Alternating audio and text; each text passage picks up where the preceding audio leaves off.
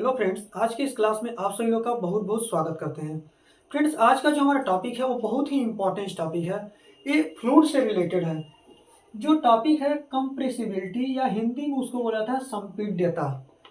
तो हम आज के इस क्लास में जानेंगे कि कंप्रेसिबिलिटी क्या होता है, कंप्रेसिबिलिटी को कैसे हम डिफाइन करेंगे और यह हमें दैनिक जीवन में कहाँ यूज इसका देखने को मिलता है।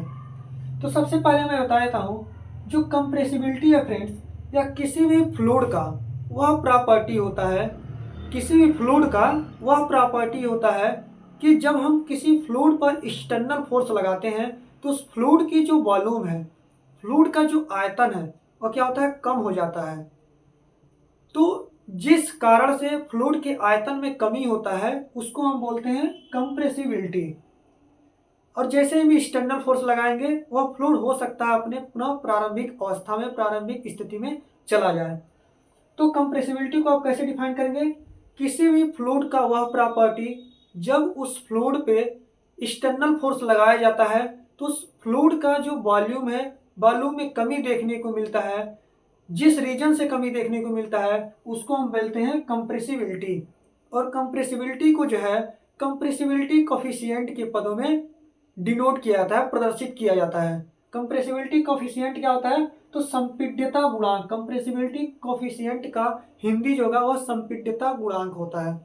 आप इसको कैसे लिखेंगे? तो आप इसका डेफिनेशन लिखेंगे, किसी भी फ्लूइड का वह गुण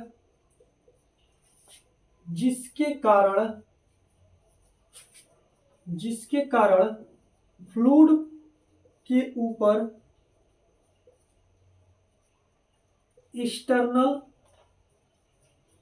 एक्सटर्नल फोर्स लगाने से फ्लूइड की वॉल्यूम या आयतन में कमी आ जाती है, फ्लूइड के इस गुण या घटना को कंप्रेसिबिलिटी बोला जाता है। कंप्रेसिबिलिटी कहते हैं। इसे कंप्रेसिबिलिटी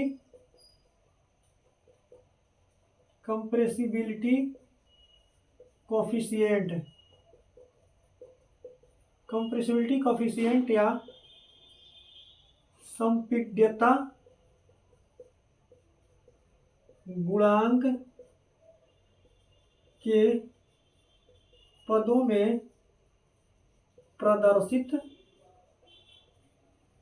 करते हैं। और इसका जो सिंबल की बात करें तो इसको हम बीटा से प्रदर्शित करते हैं। किससे प्रदर्शित करते हैं? तो बीटा से प्रदर्शित करते हैं।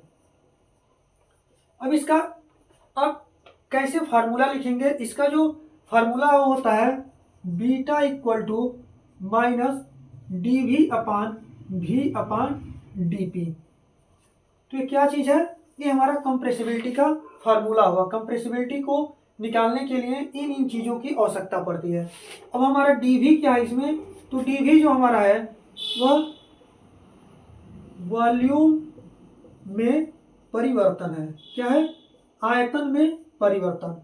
V जो हमारा प्राथमिक आयतन है, प्राथमिक, या इसी को क्या बोल सकते हैं, प्रारंभिक आयतन। उस फ्लूइड का प्रारंभिक आयतन जब एक्सटर्नल फोर्स नहीं लगाए थे उस टाइम फ्लूइड का कितना वॉल्यूम था। और dP जो हमारा है यह है दाब में परिवर्तन,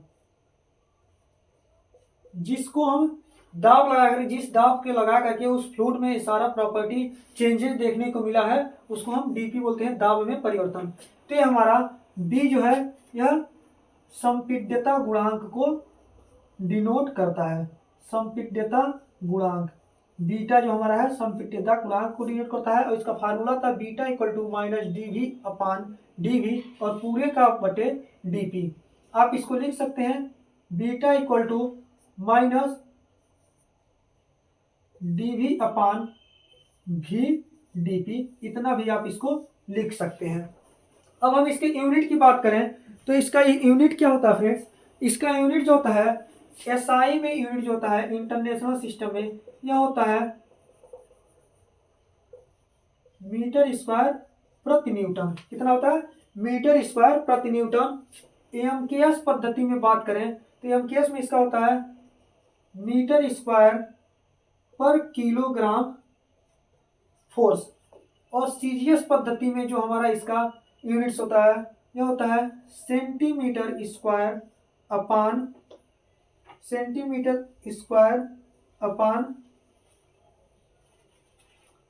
न्यूटन। तो हमारा होता है इसकी जो है एसआई यूनिट में मीटर पर स्क्वायर न्यूटन, मीटर स्क्वायर पर किलोग्राम फैरेड फोर्स, और ये हमारा होता है सेंटीमीटर पर न्यूटन होता है हमारा सीजीएस पद्धति में। ये हमारा हो गया कंप्रेसिबिलिटी। किसी भी फ्लूइड का वह गुण जिसके कारण फ्लूइड के ऊपर एक्सटर्नल फोर्स लगाने से फ्लूइड की वॉल्यूम में जो कमी देखने को मिलता है, इस गुण को कंप्रेसिबिलिटी बोलते हैं। और इसको जो व्यक्त करने का जो हमारा फार्मूला है उसको संपीड़ितता गुणांक बोलते हैं, जो होता है माइनस डी अपान भी और पूरे का बटे डी। तो हम आशा करते हैं आप लोगों को कंप्रेसिबिलिटी का ये जो टॉपिक है अच्छे से समझ में आया होगा। किसी भी टॉपिक में कहीं पर दिक्कत है तो आप उसे कमेंट बॉक्स में कमेंट करके बताइए। उस टॉपिक पे जितना जल्दी हो सकता है आप लोगों को वीडियो बनाकर देने की कोशिश करेंगे।